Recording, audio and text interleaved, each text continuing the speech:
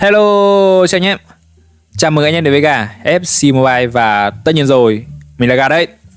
Và hôm nay thì sau khoảng 4 tiếng chờ đợi thì vào lúc 12 giờ chúng ta cũng đã cập nhật xong cái phiên bản mới liên quan đến những cái phần cập nhật về liên đoàn, liên quan đến cái phần là gameplay. Và thực ra thì cái phần cập nhật này mình nghĩ là cũng đơn giản thôi. Anh em cứ vào game, anh em làm theo các bước của EA hướng dẫn, bao gồm là bấm cập nhật và chúng ta sẽ có thể tải được cái phiên bản này. Tuy nhiên thì một vài anh em thường tải theo những cách nó gọi là không chính thống lắm, do đó thì nhiều lúc không cập nhật được, thì anh em cứ tham khảo lại những cái video liên quan đến hướng dẫn tải FC Mobile của mình cũng có để link dưới phần comment cũng như là phần mô tả để em có thể tham khảo.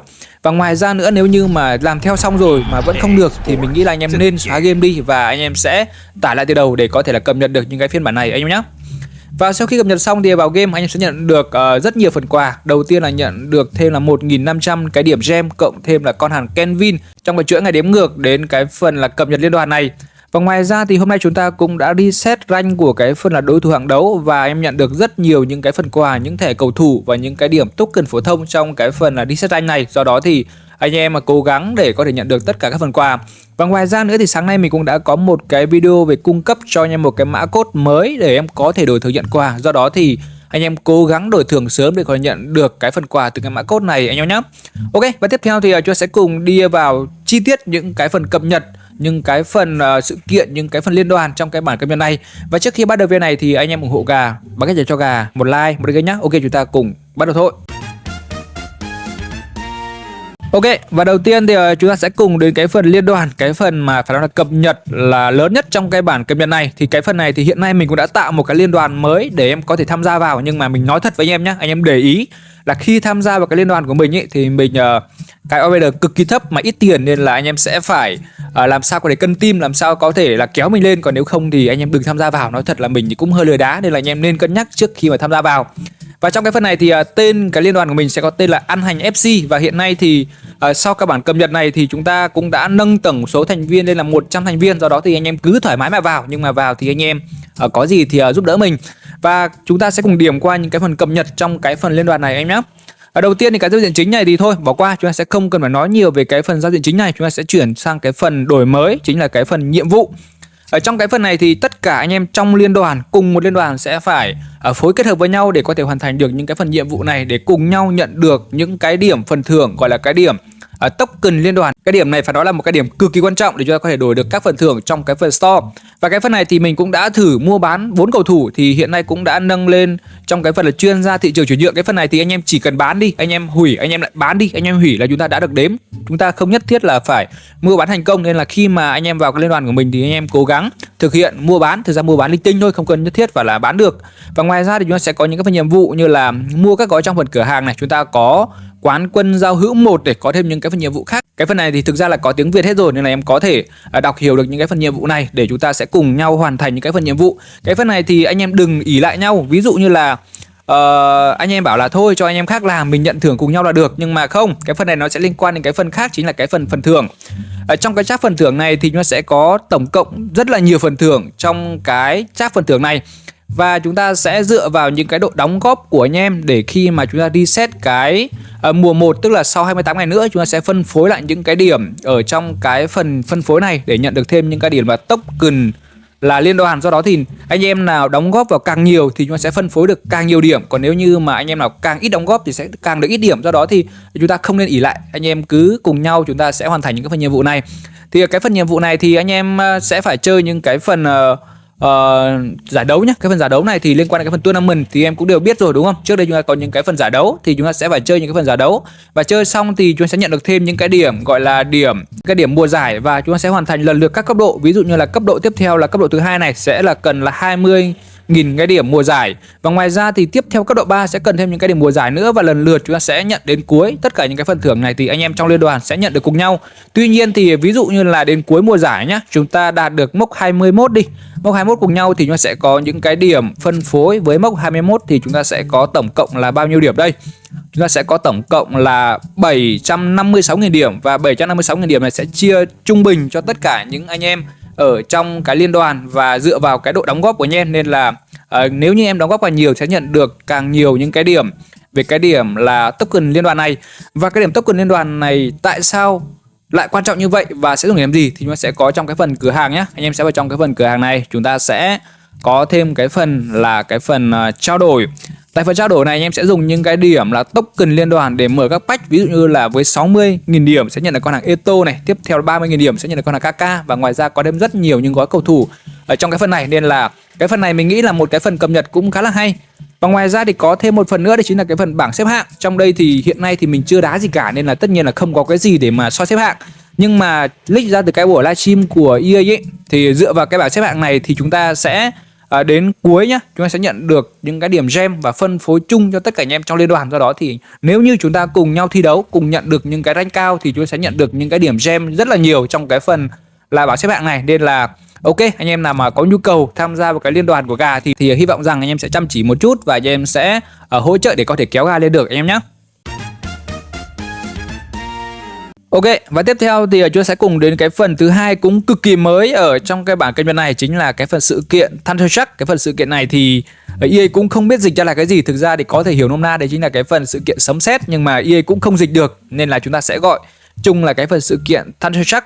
Và sau khi vào đây thì chúng ta sẽ có một cái pass mới nhá. Cái phần này chúng ta sẽ có thêm một cái mini pass mới trong cái chap chính này, chính là pass của con hàng là Clivert. Con hàng này thì sẽ có OBR gốc là 104 và chúng ta đã được cộng lên rank đỏ là 107. Do đó thì anh em có thể nạp cái pass này để nhận được tất cả các phần thưởng trong cái pass Clivert này. Và tất nhiên là anh em nào có nhu cầu nạp những cái pass liên quan đến cái phần Star Pass cũng như là cái pass của cái phần sự kiện Thunderstruck này thì đừng bỏ quên gà nhá. Anh em có thể ủng hộ gà một vài pack trong cái phần mở cái pass này.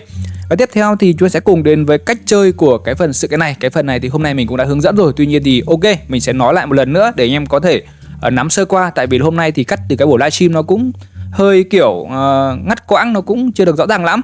Đầu tiên thì chúng ta sẽ có cái phần là chiến thuật sấm sét. Tại đây thì anh em sẽ chơi những cái phần nhiệm vụ, những cái phần skill game, những cái phần trận đấu để có thể kiếm được thêm những cái điểm vé Thunderstruck. Cái điểm này thì sẽ dùng để mở các mốc, các phần thưởng trong cái pass anh em nhé. Tức là trong cái phần skill này chúng ta sẽ kiếm được những cái điểm vé, và điểm vé này thì sẽ mở các phần thưởng trong cái pass của con hàng Clivert. Và ngoài ra thì khi mà anh em cày cuốc xong hết một ngày, chúng ta sẽ nhận được thêm cái phần thưởng cuối cùng, chính là cái điểm là 250 cái điểm token Thunderstruck. Và những cái điểm này thì sẽ dùng để làm gì? Chúng ta lại có cái phần cột mốc bên cạnh. Tại cái phần cột mốc này thì khi mà anh em đạt được là 500 cái điểm token thì em sẽ nhận được thêm là 5 triệu coin. Khi mà anh em đạt được là 900 điểm, tức là cái phần này chúng ta chỉ là cái cột mốc đạt được thôi. Chúng ta sẽ không dùng những cái điểm đấy để đổi, mà chúng ta chỉ cần đạt được bằng này điểm là anh em sẽ nhận được những cái phần thưởng ở trong những cái phần cột mốc này. Và cột mốc cao nhất thì khi mà anh em có 3.300 điểm thì em sẽ nhận được gói cầu thủ 102 đến 105 của cái phần sự kiện Thunder. Nói chung là cái phần này thì mình tính sơ qua ấy, thì toàn bộ sự kiện trong vòng 38 ngày anh em sẽ nhận được tầm khoảng là hơn 11.000 điểm, nên là cái 3.000 này nó không là gì so với việc là tổng số điểm anh em nhận được. Và ngoài ra thì chúng ta có cái phần là cú sút may mắn. Tại đây thì anh em sẽ dùng những cái điểm Thunderstruck, tức là chính là cái phần này anh em mới dùng những cái điểm đấy. Còn cái phần cột mốc kia chỉ là cái phần mà khi mà anh em đủ điểm là nhận được, không cần mất điểm. Nhưng mà trong cái phần cú sút may mắn này thì em sẽ dùng những cái điểm token để đổi. Cụ thể thì sẽ có những cái phần thưởng như là đá quý này, chúng ta có tiếp tục là đá quý. Cái phần này thì x2 đá quý. Cái phần này thì vẫn là đá quý.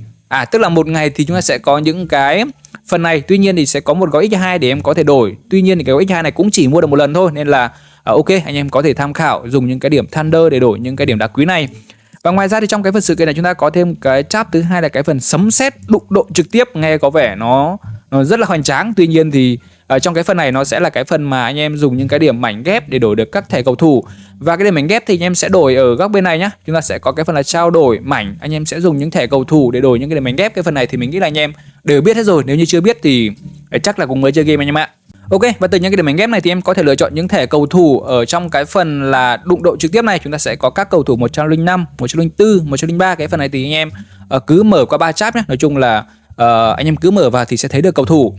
Và cái phần này thì có một điểm rất là hay ở trong cái phần là đụng độ trực tiếp này. Ví dụ nhá, ví dụ anh em ok, mình sẽ bấm vào đây cho anh em hiểu được luôn cái phần đụng độ trực tiếp này nó là cái gì. Thì trong cái phần này các thẻ cầu thủ anh em nhận được trong cái phần này có thể được cộng thêm OBR dựa vào những cái điều kiện. Ví dụ như là cộng thêm một OBR cho mỗi yêu cầu trong 2 yêu cầu đầu tiên được đáp ứng, và cộng thêm được một cái động tác kỹ thuật hoặc là chân không thuận cho yêu cầu thứ 3 được đáp ứng. Ví dụ trong cái phần này anh em là fan MU đi, coi như anh em fan MU đi, tại vì mình thấy là fan MU của Việt Nam cũng khá là đông, anh em sẽ rất là thích con hàng Van Persie.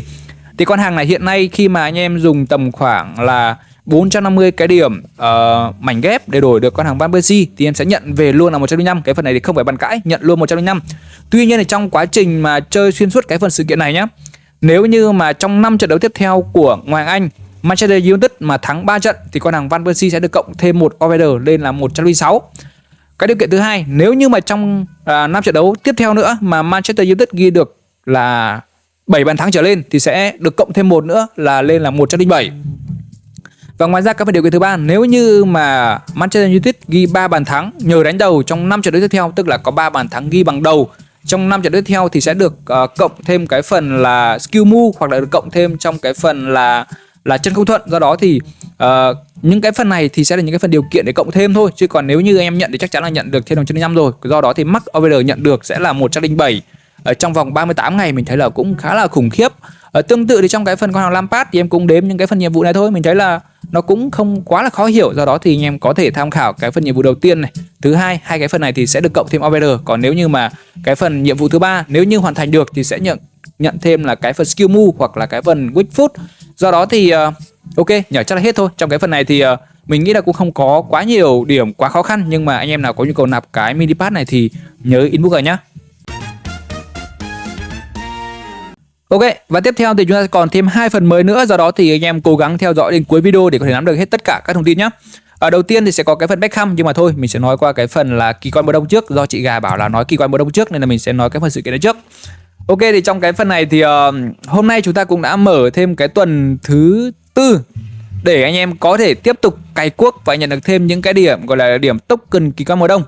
Trong cái tab chính này thì anh em để ý là anh em sẽ bấm sang cái tuần thứ 4 này, chúng ta sẽ tiếp tục build người tuyết, sẽ tiếp tục xây người tuyết thông qua việc là chơi những cái phần skill game, chơi những cái phần trận đấu này để có thể kiếm được thêm những cái điểm token kỳ quan mùa đông. Và từ những cái điểm này thì em sẽ làm gì? Chúng ta sẽ mở các phần thưởng trong cái tab là phần thưởng này. Anh em sẽ dùng những cái điểm token này để tiếp tục tìm cái hộp quà bí ẩn ở trong cái phần là phần thưởng này, và từ đấy thì em sẽ tiếp tục nhận được các phần quà trong cái phần là thời gian tặng quà. Cái phần này thì mình nghĩ là anh em cũng đều nắm được rồi. Và ngoài ra thì trong cái thưởng này thì em tiếp tục cày cuốc để nhận được con hàng Cobhammer nếu như mà anh em chưa cày cuốc xong. Còn nếu như mà anh em xong rồi thì mình nghĩ là anh em vẫn cày cuốc, tại vì cày cuốc xong chúng ta nhận được thêm những cái điểm gọi là điểm hộp quà này. Và anh em nếu như may mắn mở được cái hộp số 1 hoặc hộp số 5 thì ngon, còn không thì như mình thì hiện nay nhận được rất nhiều hộp 2, 3, 4 toàn những hộp vớ vẩn. Nhưng mà thôi, chúng ta cũng cày cuốc thêm một vài trận đấu để có thể là nhận được thêm các hộp quà cũng khá là ok.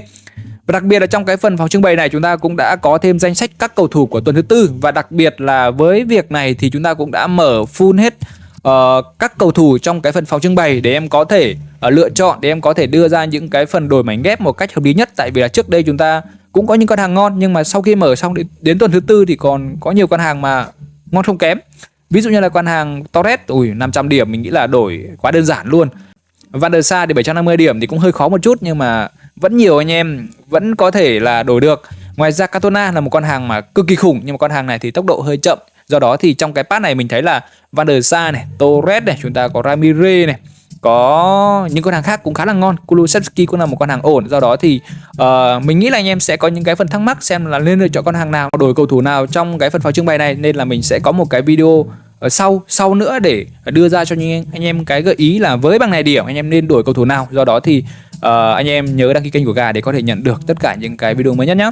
Và ngoài ra thì trong cái phần giới thiệu này chúng ta cũng có thêm một cái phần nhận quà nữa. Cái phần quà này thì quà vớ vẩn thôi, nhưng mà anh em cũng để ý, đó chính là chúng ta nhận được thêm cái sân vận động nhé. Chúng ta có cái phần là sân vận động kỳ quan mùa đông để em có thể đổi sân, nhưng mà nói thật là lúc mình đá mình cũng chẳng bao giờ đổi sân cả. Và tiếp theo thì mình sẽ quay lại với cái sự kiện là biên niên sử Beckham. Cái phần này thì đơn giản thôi, cái phần này thì anh em cũng đã chơi rất là nhiều rồi. Trong cái phần này thì anh em sẽ chơi tất cả lần lượt các chương từ chương 1 đến chương 4 và anh em sẽ chơi các phần trận đấu thôi. Cái phần này thì hiện nay chúng ta mới đang chỉ mở chương 1 thôi, và chương 2 thì sẽ mở sau 7 ngày nữa. Tương tự chương 3 sẽ mở sau 14 ngày và chương 4 sẽ mở sau 21 ngày. Và trong cái phần chương 1 này, nếu như anh em cày cuốc full xong hết thì anh em sẽ nhận được một thẻ cầu thủ 100 là con hàng Beckham đã ở vị trí là RM. Và ngoài ra thì sẽ nhận được thêm các phần thưởng như là con hàng Marciano trong quá trình cày cuốc những cái phần này. Và ngoài ra thì có thêm cái phần bộ sưu tập để anh em có thể nắm được. Cái phần này thì tất nhiên là khi mà chúng ta sẽ phải cày cuốc hết cả 3 chương thì mới có thể nhận được các phần thưởng trong cái phần bộ sưu tập này. Đầu tiên thì khi mà anh em hoàn thành tất cả các phần trận đấu này thì em sẽ nhận được thêm con hàng Beckham 104 đã ở vị trí là CM khi mà anh em mở full các chương này. Và ngoài ra thì chúng ta sẽ có thể hoán đổi một cầu thủ Beckham icon vào trong cái đội hình chính thì em cũng sẽ nhận được thêm con hàng là 102. Thì con hàng này thực ra vẫn chỉ là 101 thôi nhưng mà được rank up lên thành 102 em ạ. Và ngoài ra thì khi mà anh em kiến tạo 50 lần trong chế độ bất kỳ, tức là chúng ta sẽ chơi những cái phần trận đấu là VSA hoặc là head to head hoặc là chơi những cái phần trận đấu máy, chúng ta vẫn có thể tính được cái phần kiến tạo. Và khi mà anh em đủ 50 lần kiến tạo thì sẽ nhận được con hàng Beckham là 102 đã ở vị trí là RM. Và ngoài ra thì những cái phần điều kiện này mình nghĩ là thực ra cũng tiếng Việt hết rồi, anh em có thể đọc và nắm được. Còn anh em nào vẫn không hiểu là nó làm cái gì thì em có thể để lại ý kiến dưới phần comment thì mình cũng sẽ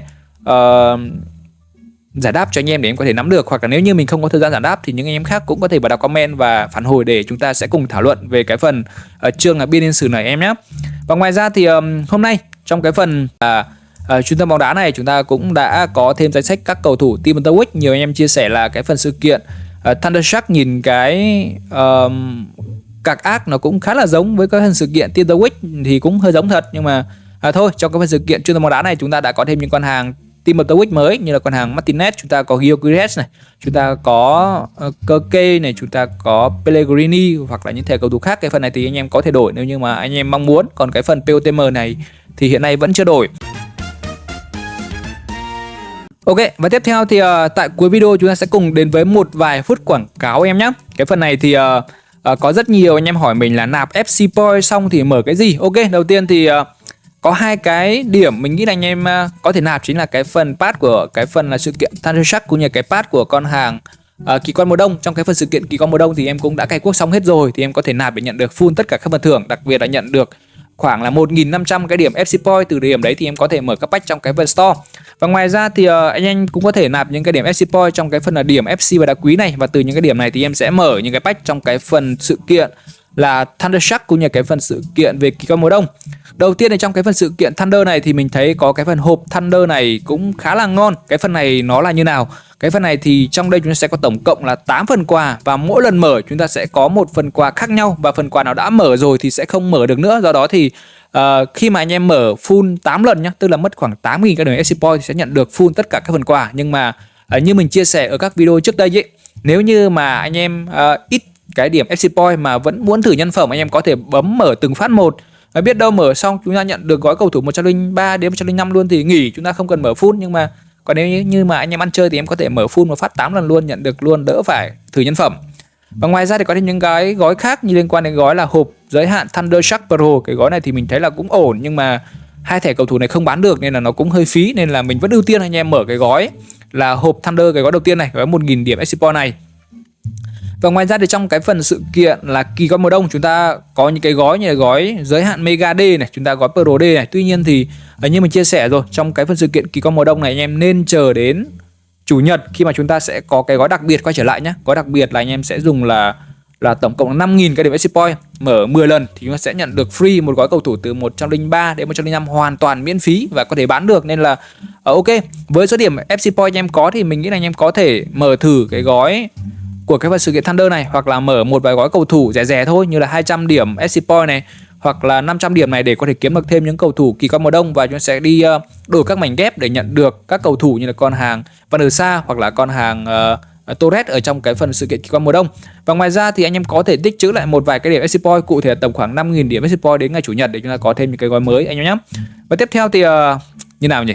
Mình thì thực ra mình thì tích những cái điểm gem để cái phần sự kiện là TOTI. Tuy nhiên thì thôi, hôm nay coi như cập nhật mới, biết đâu EA lỗi linh tinh chẳng hạn, thì thử mở một phát xem là có nhận được con hàng nào nó uy tín hay không. Và mình sẽ dùng khoảng là 4.000 cái điểm gem. Thôi không cần, mình sẽ dùng là 3.000 đi, 3.000 tại vì mình đang cần những thẻ cầu thủ của cái phần sự kiện kỳ quan mùa đông này để đi đổi những cái mảnh ghép. Ok, chúng ta sẽ cùng dùng 3.000 điểm gem.